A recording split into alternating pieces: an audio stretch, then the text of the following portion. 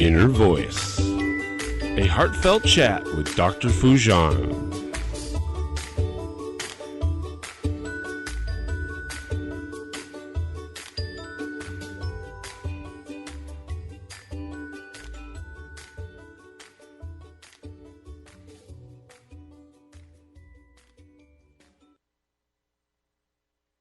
Hello and welcome to the Inner Voice Show. I'm Dr. Foojan Zeine and I have Sean in studio.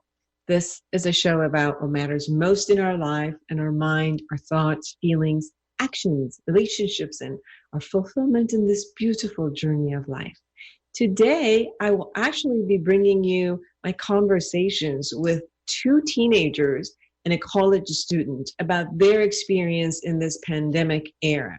I know that we've talked about children. We've talked about how it actually affected us as adults in different ages and groups and industries, and how it affected us as family members or in our businesses. But that was two groups which I really wanted us to hear from, their experience, what they're going through, and maybe if you have a teenager at home or you have a young adult at home who are staying, kind of get the idea about what they're experiencing. And then I am so excited to bring sharing with you a dialogue that I had with Ellen Meredith, an energy intuitive and an energy medicine practitioner with over 35 years of experience. And she wrote this book, which is really awesome. She's the author of The Language Your Body Speaks. She will be giving us some great tips in how to get in tune with your body and connect and heal yourself. Don't forget, please go to subscribe to my YouTube channel, Dr. Foojan Zeine, Instagram, Dr. Foojan Zeine, Twitter, Dr. Zeine, any of those social media. I love to hear from you. I love to share with you. I love to hear what questions or topics you would like to hear for me to bring a guest, or if you want me to share with you, we have a question and answer or a feedback, just connect with me. So don't go anywhere. We have an amazing show for you today.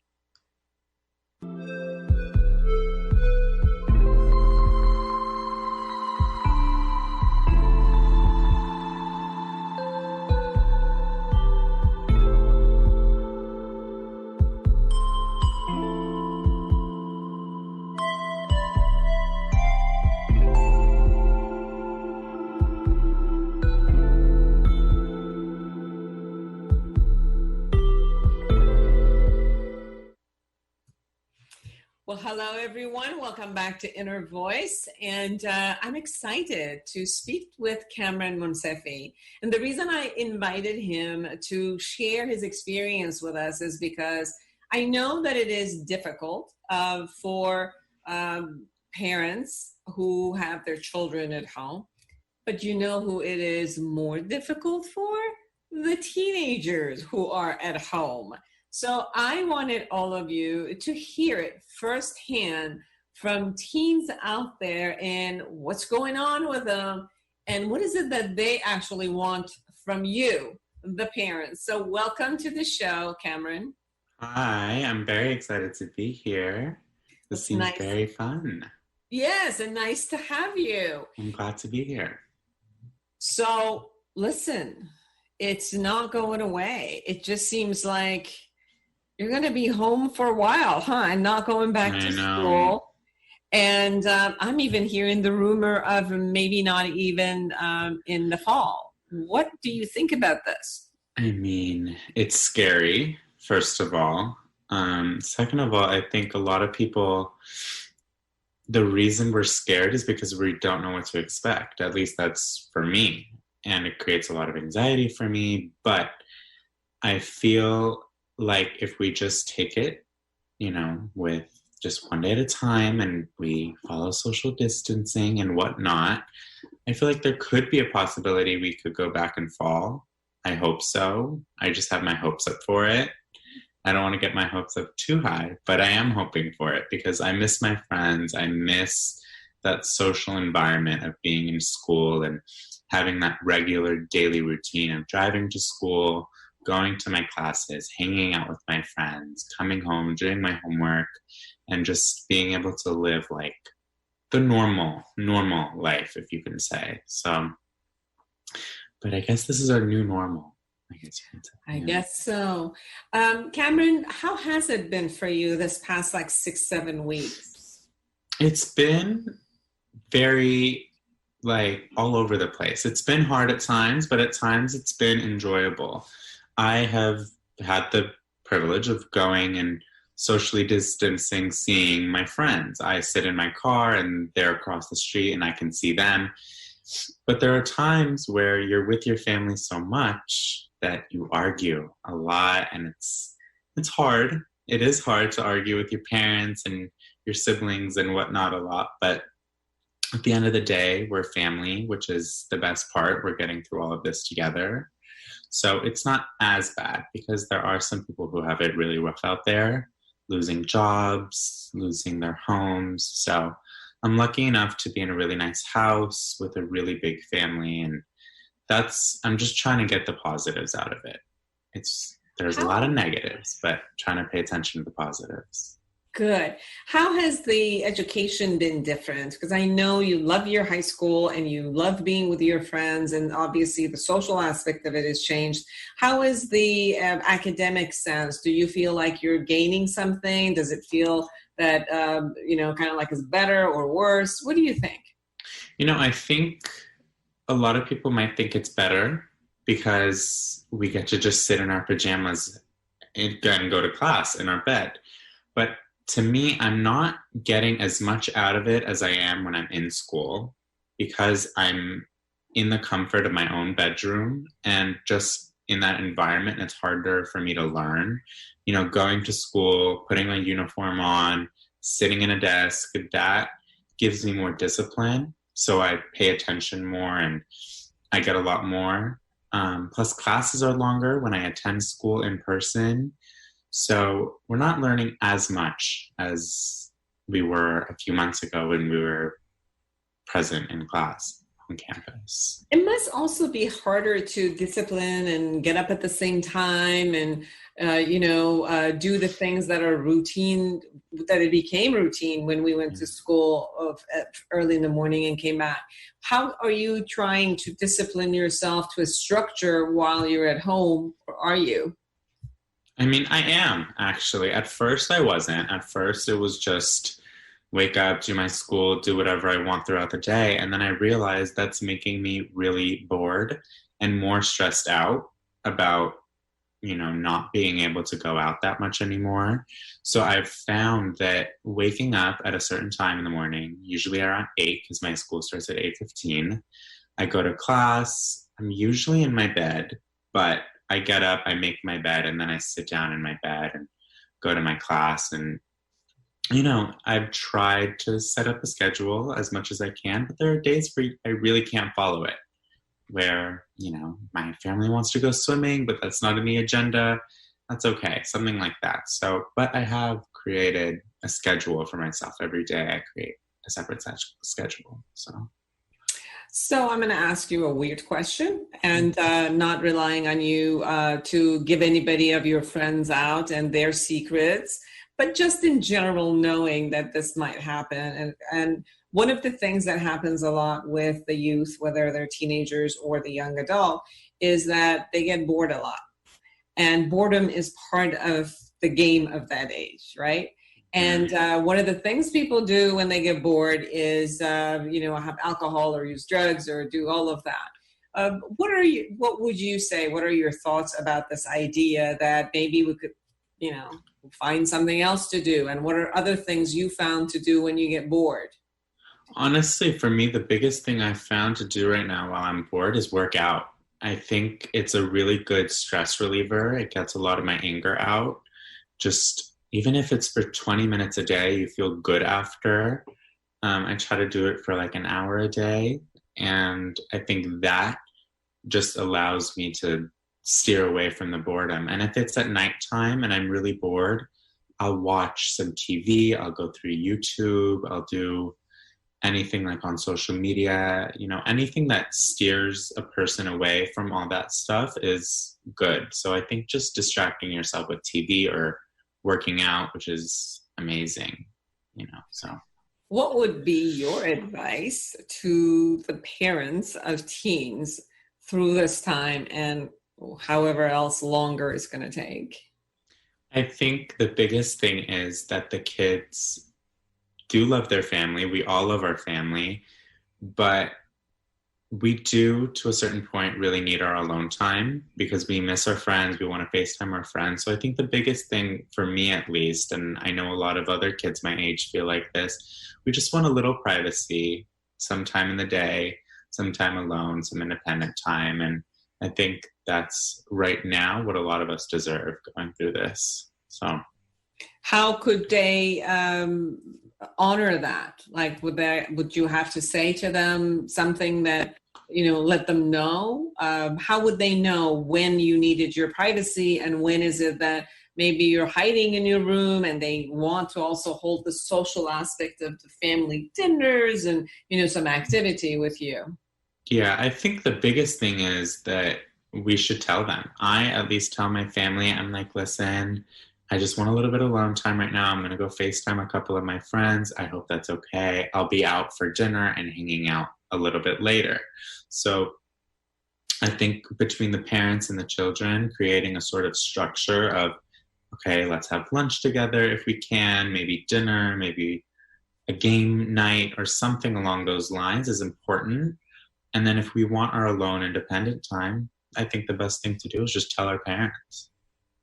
How do you connect to your friends at this time? Because I know this age, the most important concept of this age is to be with your peers and to enjoy the companion and all of that. And I know a lot of people, including myself, we do Zoom parties with our friends, gather around. How is that for you and your friends at this point, having to kind of get together via the different types of social media? It's funny because for me, I feel as if I'm closer with my friends right now more than ever because one, we're all going through the same things, but two, we appreciate each other more. Whereas before this, we used to always see each other at school or over the weekends and we just knew we were going to hang out. Now I feel like because we can't really see each other that much, we appreciate the time we talk on the phone together even more. At least that's how I feel. And I know a couple of my friends feel the same way. So, thank you. One more question, and that's when you are with other siblings, right? Like you have two younger siblings, and the needs for different ages of the children and teens are very, very different. So how do you kind of navigate this concept of being always at the house with, other siblings who completely have different needs? Yeah, I think the biggest thing for me, at least, is my alone time. I've taught my siblings how to, just if I want my privacy, I want my privacy because I'm going to give them the same respect. When I tell them, do you want your privacy? And they're like, yes, I'll give them their privacy, but I'd like the same thing back. So I think boundaries are the biggest things between siblings. No matter what the ages are, even if it's two 16-year-old twins, I think boundaries are the most important thing. Wonderful. Last thing that you want people to know? It will be over soon. Everything will subside as long as we just stay safe, stay inside. We'll all get through it. Just do our part. Thank you so much. And here's from the wisdom of a teenager. And we'll be right back.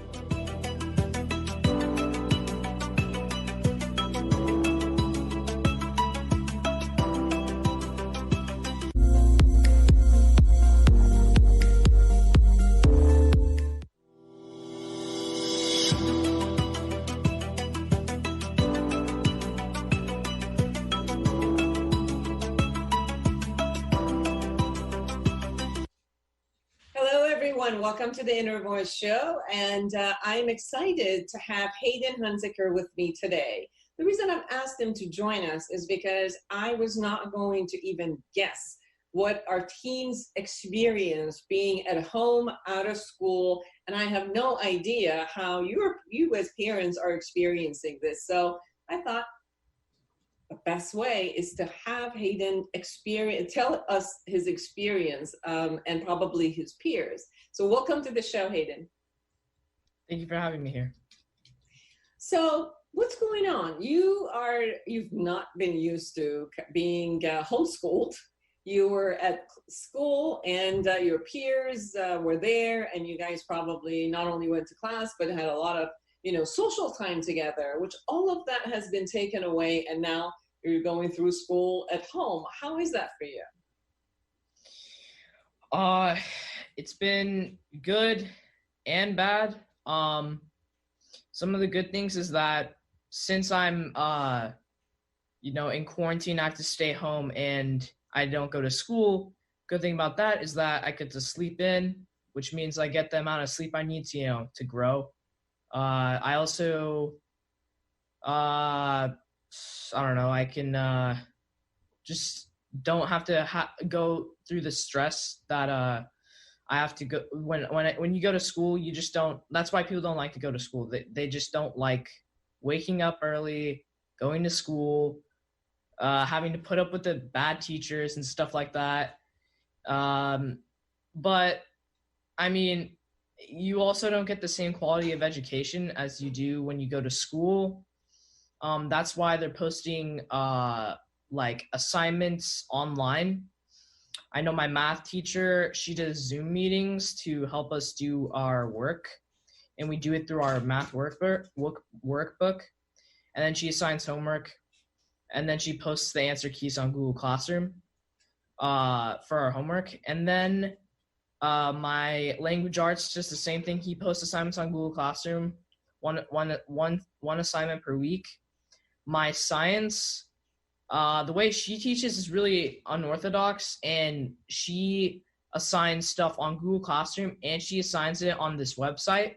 She created a website where we log in and we read a bunch of material, and then we answer some questions. So basically like reading comprehension. And then she gives us, like I said, an assignment on Google Classroom. And then once we're done with the week's assignments, she gives us like a little quiz. But the good thing is that nothing is graded, which is which makes sense because like you're not getting taught, and how is anyone supposed to know if you got the material or not? When you're not getting it's more like homeschooling, so you don't really get the same quality of education, so they're not grading. But what they are doing is that they are giving credit for the assignment. So if you turn in the assignment, they give you full credit, but if you don't turn in an assignment, they don't give you any credit. So it's basically, if you do the work, you get credit. If you don't get credit. Can you concentrate, or would you have difficulty concentrating because now you're in a home environment? Hayden, usually we come home and we want to play. And there are times that we do homework, obviously, at home, but it's different, right? Like, you have to have a different type of a focus when you are at home, when your TV's there and all the other socialization concepts and friends and family and, all of that, they're around. How do you support yourself? What do you do in order to concentrate better? Well, I just go to my room and I try to turn off all the distractions, close my door, make sure I'm in a quiet environment, and I just do the homework. I don't really have any distractions usually. There's not really that much noise. And so it's not really a big adjustment on concentration. It's really the same. Yeah. Do you find any type of socialization with your friends? Do you miss that? How has that been different for you? Yeah. My friends, I don't see any of them. But the thing is, it's kind of harder for me because I have another group of friends. I have two friends that are actually my neighbors. But the thing is, they're hanging out with each other. they're quarantined. They're like in a group quarantine, right? Like they're isolating themselves as a group from everyone else, but it's kind of hard because they live right next to me and I don't get to hang out with them at all. But after the quarantine is done, hopefully I get to hang out with them. How do you occupy yourself? What are some of the things that have become maybe new in your life because of the quarantine?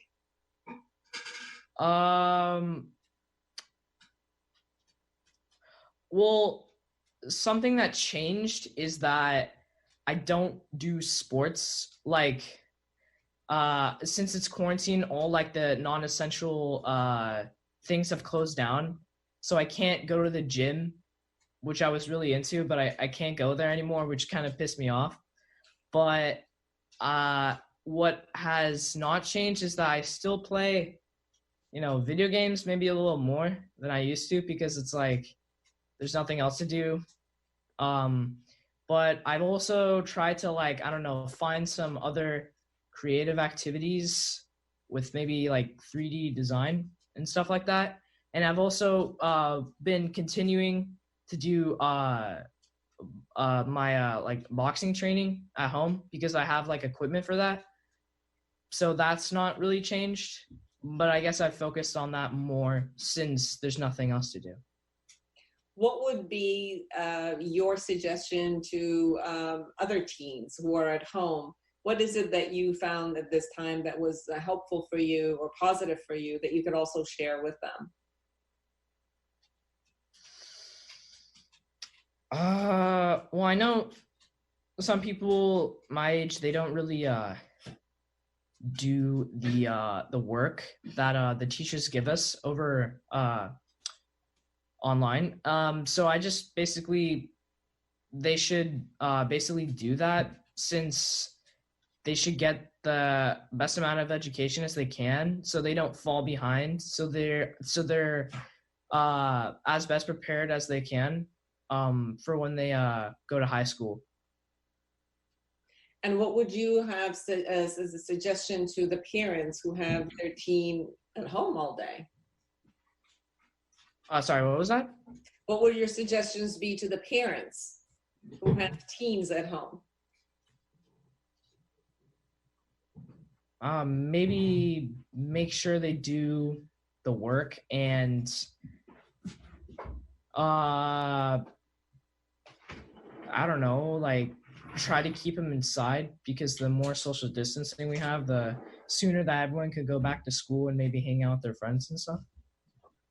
I also have noticed when talking to some of the teens that I work with is that the usage of Juuls and vapes and different things are getting more. I also have people who have gotten so bored that they get into the liquor cabinet of their parents, and they're trying to get out of their boredom somehow.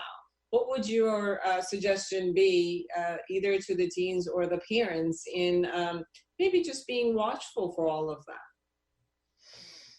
that? Well, the kids that find drinking satisfied them to have something to do, I don't really know, because usually the drinking and the vaping is just to show off and maybe get attention, because that's usually how it starts. Because all the time in movies they glorify it, and everyone like always has an idol in a movie, and maybe like that person drinks or smokes or something, so they want to do in real life because they always want to be like that person.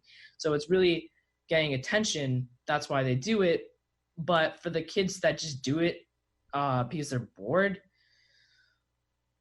I don't know. Like, I don't really know why it's cool to drink bitter liquid. I don't know. I don't know. Maybe tell the parents that they should throw out the liquid, and maybe I don't know, maybe alcohol helps them relieve stress, but that's really just a mask, and like it's really fake, and it just only lasts for a couple of minutes or something, or maybe an hour, but really once you're done drinking alcohol, you're left with nothing. How do you handle stress? What could you give as a suggestion? What is it that you do that releases your stress? I not really stressed out because there's no school, and that's really what stresses me out. So I guess if I am stressed out, if I'm stressed out that I can't play with my friends, then I just play Minecraft with them or like other video games. And I basically like Skype them while we play the video game, and then or FaceTime them, and basically we play the video game online together because some video games have that option. That's cool. Yeah. Thank you so much. Is there anything that I have missed that you really, really want to share?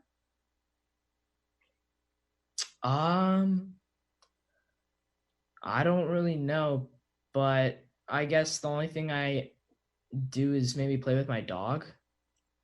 Okay. Because she's really funny.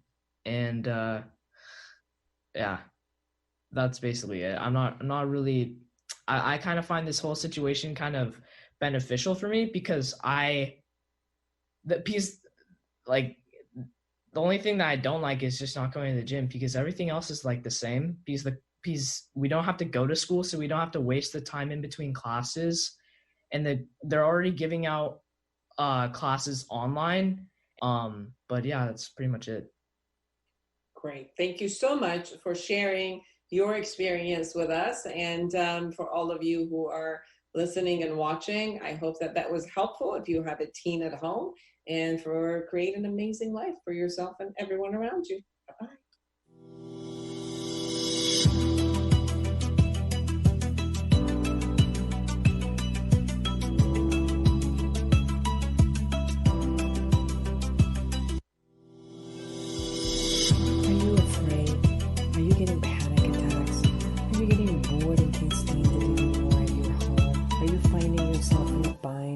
Relationship at home? Are you wondering what all of the fuss is? And are you determined to guard yourself against all others? Or worried about how am I going to pay my rent or mortgage? In respect to the coronavirus stress, I'm offering a sliding scale online psychotherapy for anyone in California and life coaching to anyone in the world who's suffering financially. Please connect with me at Foojan.com, Foojan.com.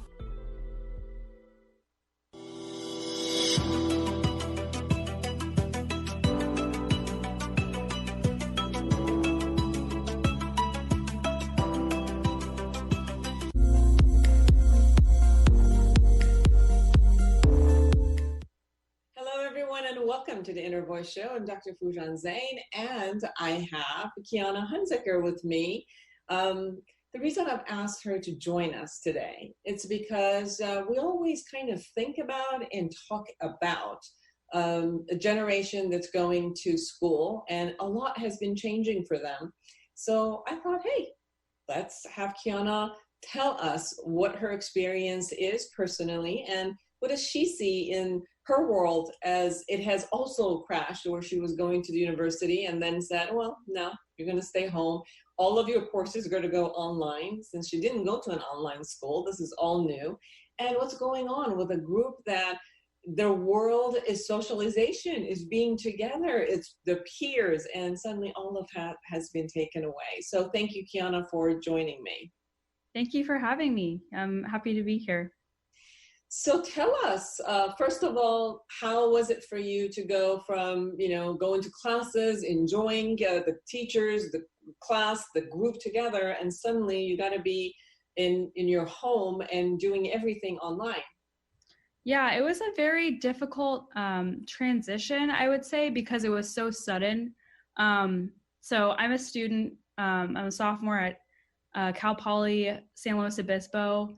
And our university was one of the latest to react to the whole coronavirus situation. A lot of other universities were more proactive by saying immediately after it looked like the outbreak was going to have like an effect on everyone, they basically immediately said, okay, the rest of the quarter is either canceled or online. But our university was probably one of the last ones to transition, and they kept giving us sort of false hope that because our like school was in a very isolated town, that we would still be able to have in-person classes for the remainder of the quarter. But then as soon as coronavirus cases started popping up in San Luis Obispo, they said, okay, no, we have to transition to virtual. And I mean, it's very hard for my university because we're a very hands-on university because we're a polytechnic school. So me and my friends of all different majors, biology, I'm a journalism major, I have like engineering major friends. We all have a lot of hands-on classes that a lot of people were worried couldn't be replicated online. Like it just like wasn't possible. Like I was supposed to be enrolled in a broadcast news class where the class was literally to go into the broadcast studio and practice producing a news show. And I just can't, like, you don't get the same quality of education and hands-on experience online. So I decided to drop that class for this quarter. And hopefully things resume to how they were in the fall, because it's just very difficult. As far as like motivation, I have heard from my friends, and for me myself, it's very hard to stay motivated when classes are online, just because a lot of teachers have cut class time in half or more. Like a class that I had, for example, that was supposed to be 4 days a week, the professor is now only doing it 1 day a week via Zoom, and then the rest is sort of self-study. And that's very difficult because, you know, you can't get help from your peers as easily, or tutoring, or, you know, even office hours for teachers. It's harder to get access and learn that way. So it's very difficult transition, and I think all we can do is hope that it ends soon. How has this changed the socialization gamut? I know that with many of my clients that I work with, they're feeling lonely, but because some of them live together, that at least they've become much closer to the roommates, but also they've lifted a little bit of the social distancing and kind of quarantining by whether they're in a relationship and they live other places, they still go back and forth. So it's not necessarily an isolation. I'm seeing more that it's almost like a group that connects together and they keep going back and forth between each other's home, but they're like segregated groups versus isolated one. What is your experience with your peers? Yeah, me personally, I just went home to my family, but I know a lot of students and a lot of my friends who decided to quarantine with their friend groups so that they weren't completely alone, because it was sort of different. Some students had to go home to their families, and then their roommates were left alone. So the roommates were just like, okay, I'm just gonna go quarantine at my friend's house so I don't have to spend these months alone if I'm staying in the location that I'm going to university at. So yeah, they've sort of been quarantining, I guess, in clusters. For college students, obviously, we don't live in households, we live with friends. But yeah, I've also seen that too. I've also experienced hearing from people with the financial issues, because some people were just being supported by their family, but a lot of college students are working and they were paying part of their rent and they were living together. And I'm sensing it's been so difficult because maybe one or two people in the group that were living together are not working anymore. You know, they were maybe working in restaurants or different types of places in order to have some cash flow, and all of those has been taken away. What are your thoughts about that, and how are the young adults really handling this? Yeah, I'm fortunate enough to know, like, most of my friends are doing okay financially. A couple of them have lost like their part-time jobs, but a lot of them have been able to transition virtually. And then some of them are essential workers that do like essential work at the university, so they still are employed. So it has been very like uncertain. And also people have been complaining because a lot of students haven't gotten, a lot of students feel like they should get partial refunds for tuition. because the experience isn't the same. And then we're still, a lot of our tuition also goes to maintaining like facilities like the recreation center and stuff like that we aren't even able to use. So a lot of students are upset that they haven't even been issued partial refunds for their tuition or discounts. And it's just, I mean, it's only been like a month or so. So it's sort of hard to tell what the impact will be long term, but so far it's very uncertain. Wonderful. Let me know also that, utilizing alcohol and drugs, marijuana or other drugs are very common among college students. And some people right after high school, some of them start from high school, but some of them, it's like this openness that they don't live with family and they can really explore and experiment with different things. One of the things that I've noticed with some of the people I spoke with is that their usage of alcohol and drugs have gone a little bit higher because now they're sustaining their home and they are with friends, and it's gone a little bit higher where they don't have to necessarily function as much as they had to with studying or other aspect. And what do you think that what you're seeing, and what are your thoughts about this kind of like rise in usage? I think for a lot of students, now that they're sort of, if they're not quarantining with their families, maybe if they're staying at home, their usage of like substances probably has increased just because of boredom. Like if you're sitting in the house all day, there's nothing to do but I guess, take recreational drugs or I guess drink. But yeah, that's an interesting point. But I assume it's probably gone up since this has happened, just a lot due to boredom and a lack of anything to do. Yes. What is it that you would want your peers to know? What is it that has worked for you personally in this time that you've been able to motivate yourself a little bit, or kind of like, create a resilience through what's going on and the uncertainty of when it will all go back to the way it was? And do you think that life will be similar as you go back to the campus? What would you like your peers to know? I think just like not losing hope that everything can go back to normal slowly later this year.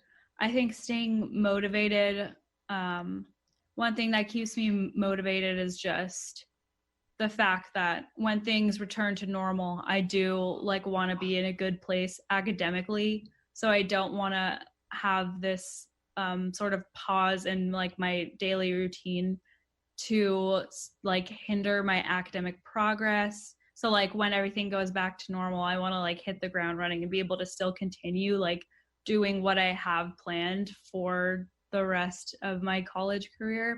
So just trying to get involved in virtual ways, like in your university, to sort of stay engaged with like your friends and like people you associate with. Like I write for my school paper, so I still produce stories for them, and we still have meetings over Zoom to have like maintain some sort of contact with each other and to sort of like form groups.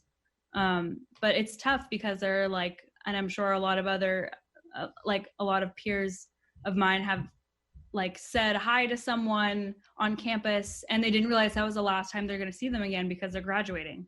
So I think it is very strange, but I think just not losing hope and maintaining as close contact with peers as they can is really important, and friends. And yeah. Beautiful. Tell me, what is it that you would want the parents of young adults to know?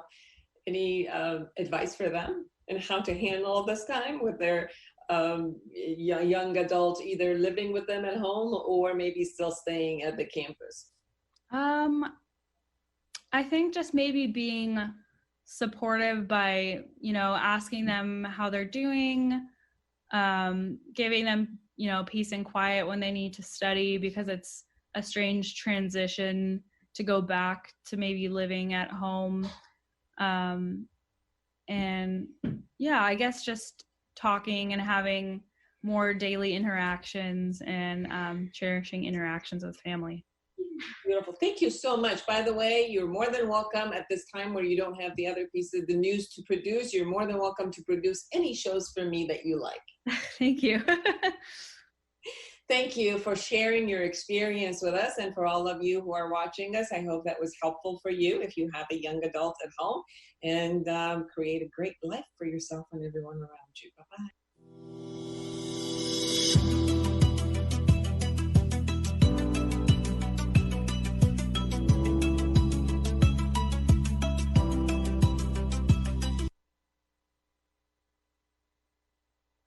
Welcome back, everyone, to the Inner Voice Show. I'm Dr. Foojan Zeine, and I am so excited to have Ellen Meredith with us.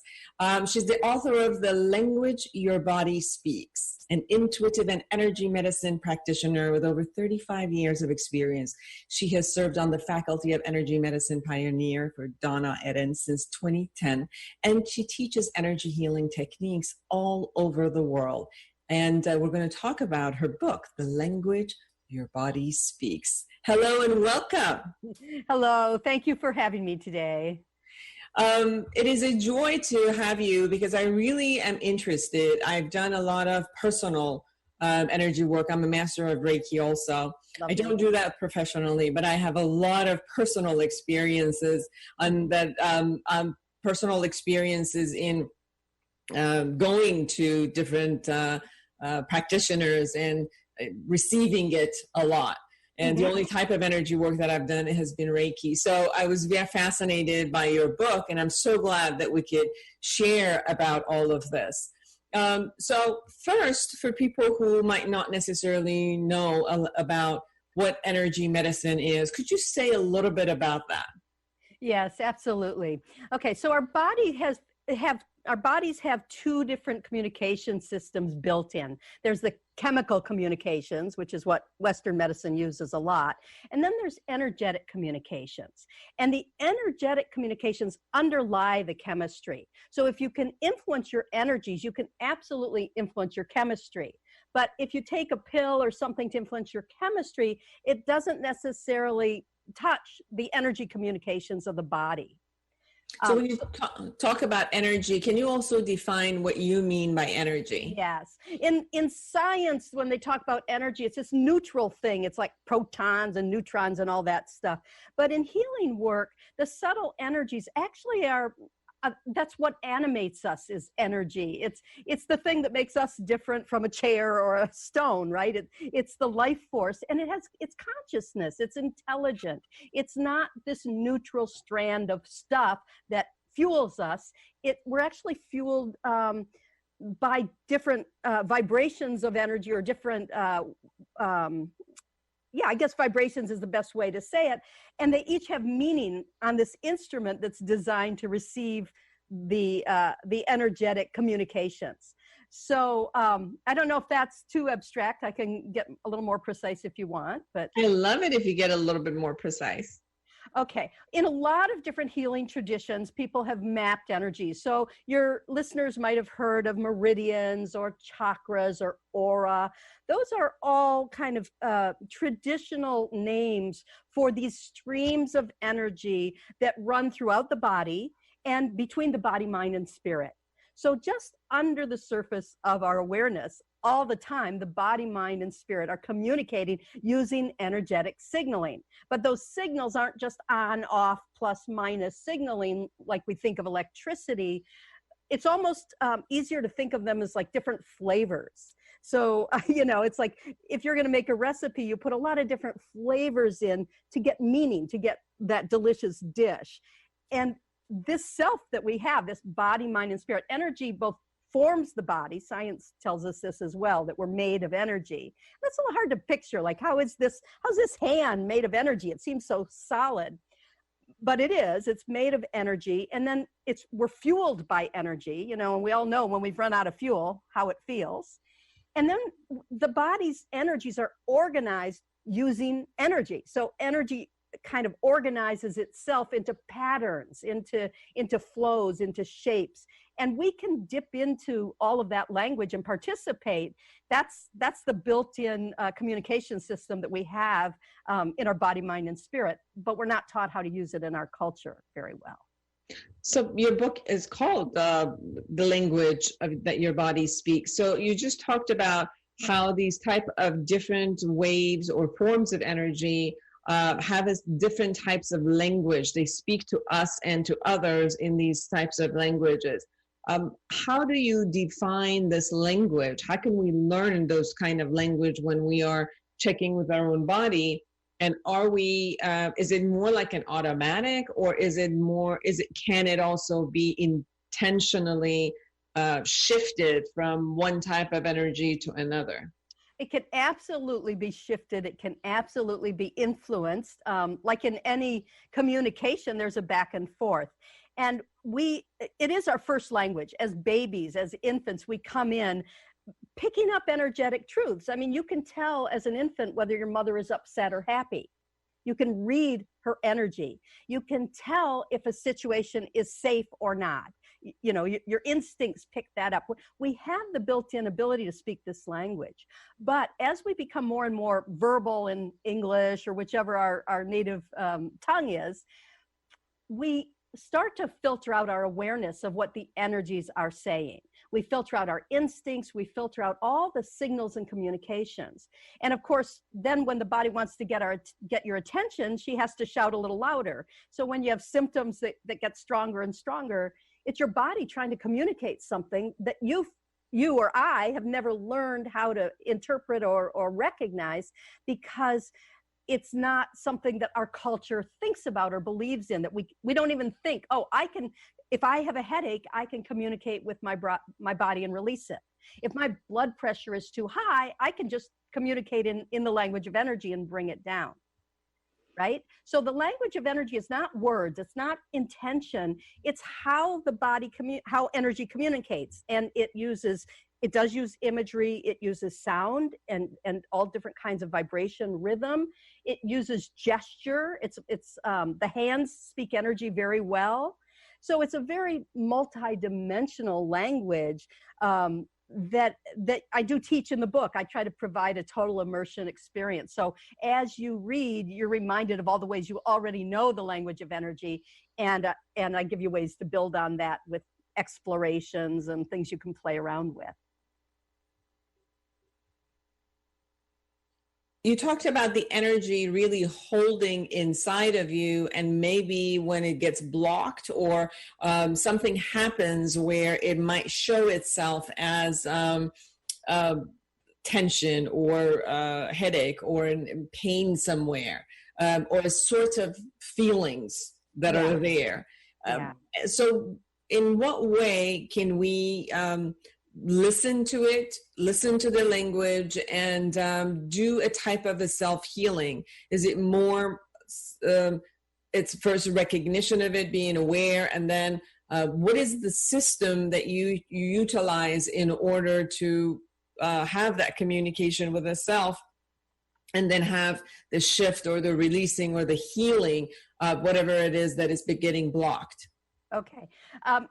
That's a good question. And in the book, I give a lot of different tools for doing that. And one of the first ones I give is an exercise called Healing Hands. And why don't you do this with me? Okay. So well, you don't even have to pay attention. Just rub your hands together to activate them, because the hands already speak energy pretty beautifully. So it's a good place to start. Now, you've got two beautiful healing hands. Ask hand one, where do you want to go on the body? And just let it go there. And you don't have to think it. Just let your hand go where it wants to go. And then you ask your other hand, where do you want to go? And maybe go where it wants to go. And then you just hold that for a while until it feels like one of the hands wants to move. So maybe this hand wants to move over here now.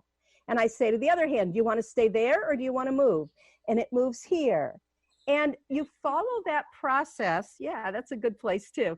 You follow that process, and you don't have to mastermind it with your brain. Your hands will take you where they need to go until you've finished a process. At some point, you'll feel like, okay, that was good. Either because the body will feel heard and the symptom will recede, or you'll have the insights you need to know what's going on, or you will have hooked up whatever's unhooked. You will have activated whatever systems need some support or stimulation. You will unblock things that are blocked. It's a very simple tool. I've got dozens in the book. It's not a one size fits all. It's communication. That's wonderful. I really felt the warmth, and I felt it as I was asking to where it goes, because I know, for example, when I've done Reiki, it's more of I go through the certain like chakras and go through all of that. There are times that, intuitive voice tells me this is where it's needed more. Right. But just to simply ask the hand where it needs to go, and the body responds, and they'll have this inner communication about where it needs to be received, and then it leads the other part of our body to go and give. That's beautiful. It's very simple, but it's very profound and beautiful. Thank you. And it's a concept that I talk about in the book called energy dialogue. With conversation, we don't do a whole analysis of what's wrong and how do we fix it. We don't go through all the systems. When I want to talk to you, I'll throw something out and say, how you doing? Or what's going on? And then you'll respond and I'll respond to that. And it's a relationship that builds through dialogue. And when we have an infant who's pre-verbal, we do the same thing. We don't do a whole catalog of what's wrong with my baby and, going to give it to her.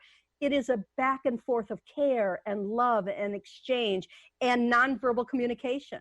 So we have a lot of knowledge about how to do that from infants, dogs, cats, whoever we love that's nonverbal. And we can build on that to train our brain to tune into the language that our body already knows. It's also a very present moment concept versus coming to my body from an already known space versus being spontaneous at that moment, being in tune, being present to what the interaction is constantly happening.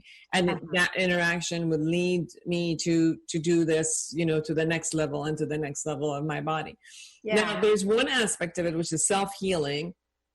There's one exercise that you shared, and there's so many more exercises in your book.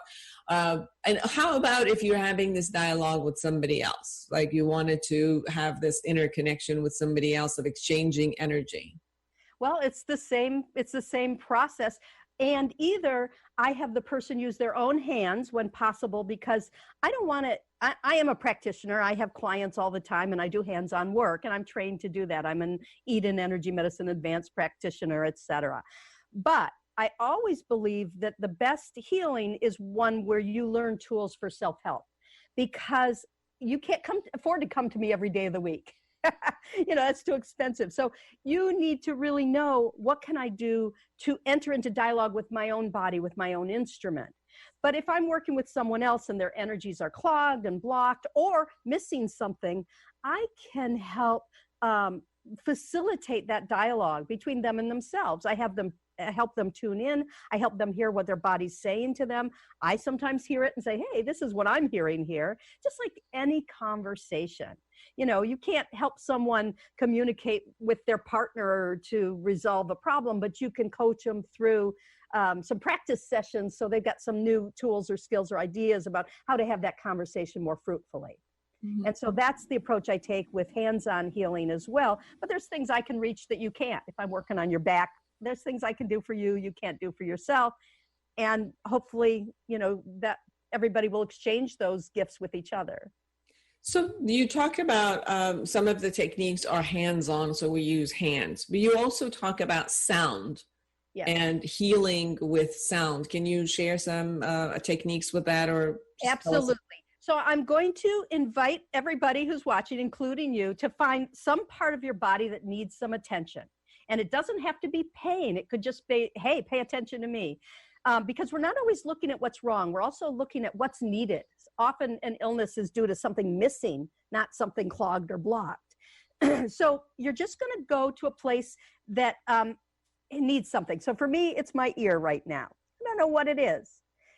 And because we're on the radio, I'm not going to sing. You could sing a tone that your ear needs to hear right now. But what I'm going to do instead is I'm going to just choose a rhythm that my ear seems to want right now, another form of sound. And I'm going to tap it on my heart. I'm going to hope not to hit the microphone. And I'm going to do.